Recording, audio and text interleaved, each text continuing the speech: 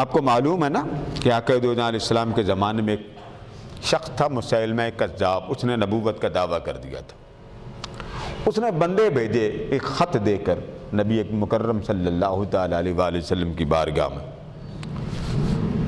حضرت نعیم بن مسعود اشجعی اور اسی طرح حضرت عبداللہ رضی اللہ تعالیٰ عنہ یہ بیان کرتے ہیں، وہ فرماتے ہیں کہ وہ خط جب لے کر آئے تو آقا علیہ السلام نے اس کو پڑھ لیا، تو آپ نے دونوں کو، وہ دونوں مسیلمہ کذاب کے سفیر کھڑے تھے، آپ نے دونوں کو کھڑے کر کے فرمایا کہ فما تقولان انتما قالا نقول کما قال فقال رسول اللہ صلی اللہ علیہ وسلم۔ آپ نے فرمایا خط تم لے کے آ گئے ہو، یہ بتاؤ کہ خط مجھے تم نے دے دیا، اب یہ بات سمجھنے والی۔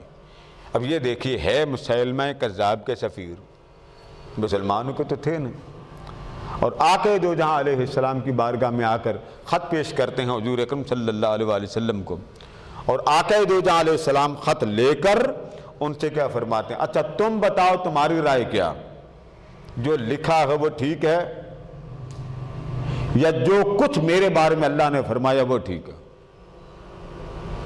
اب سامنے مسیلمہ کذاب کے سفیر ہیں، تو وہ دونوں سفیر کیا کہتے ہیں؟ وہ کہتے ہیں کہ قالا نقول کما قال، ہم وہی کہتے ہیں جو ہمارا رسول مسیلمہ کذاب کہتا ہے۔ کھڑے حضور کے سامنے ہیں اور حضور علیہ السلام پوچھ رہے ہیں کہ تم کیا کہتے ہو؟ تو وہ حضور علیہ السلام سے یہ نہیں کہتے حضور آپ صحیح کہہ رہے ہیں، نہیں، وہ کہتے جو ہمارا نبی کہتا ہے وہ صحیح ہے۔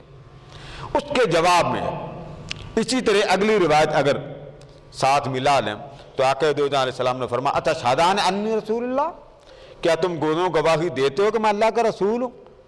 ان دونوں نے بیک زبان کہا لا، جواب دے کر کہا قالا نشہد ان مسیلمہ رسول اللہ، ہم صرف یہ گواہی دیتے ہیں کہ مسیلمہ کذاب ہی اللہ کا رسول ہے، الیاذ باللہ۔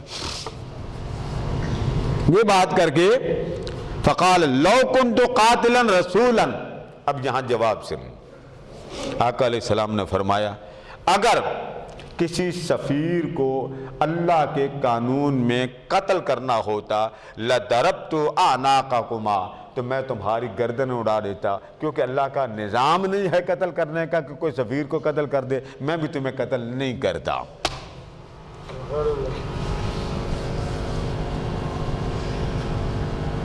سفیر کس کا؟ ذرا بولیے، بولیے نا، مسیلمہ کذاب کے، اور آئے کس کے پاس؟ حضور کو نبی مانتے ہیں، رسول مانتے ہیں، وہ تو منہ پہ کہہ رہے ہیں ہم نہیں مانتے، وہ تو کہہ رہے ہیں وہ سچا ہے معاذ اللہ، آپ کی تو بات ہی کوئی نہیں۔ اور حضور کیا فرما رہا ہے کہ اگر اجازت ہوتی تو میں تمہاری گردنیں کاٹ دیتا، مگر میری شریعت میں اس بات کی اجازت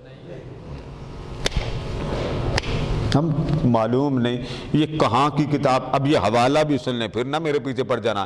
امام احمد بن حنبل، امام بخاری کے شیخ ہیں، یہ واقعہ انہوں نے لکھا، امام نسائی نے لکھا، امام دارمی جو سیاہ چتہ کے امام الائمہ ہے انہوں نے لکھا۔ جب حضور کا نام آ گیا اس کے بعد کوئی حوالہ رہ جاتا۔ پھر آگے سنیں، پھر آگے مسند ابو یعلا میں، اور دوسری حدیث اس سے پہلے بیان کی اس کو ابو داؤد نے بھی روایت کی، امام حاکم نے روایت کر کے آگے فرمایا ھذا حدیث صحیح، یہ حدیث صحیح ہے۔ ہم صحیح تلاش کرتے ہیں۔ اب بتائیے یہ کون سا اسلام ہے جو میں نے آپ کو محدثین کی زبان سے نکال کے دیا؟